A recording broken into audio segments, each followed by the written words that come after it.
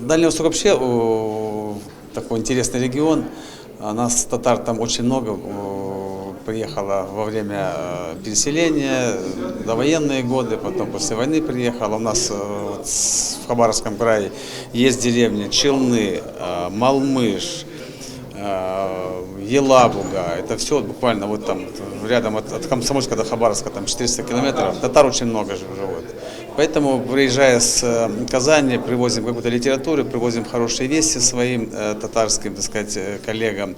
Соответственно, делимся с ними впечатлениями как встречают нас в Татарстане, как умеет встречать Татарстан. Конечно, для нас это большим является таким вдохновлением и зарядом, там, ну, так сказать, на целый год, потому что мы практически ездим в Татарстан практически, каждый год на конференции.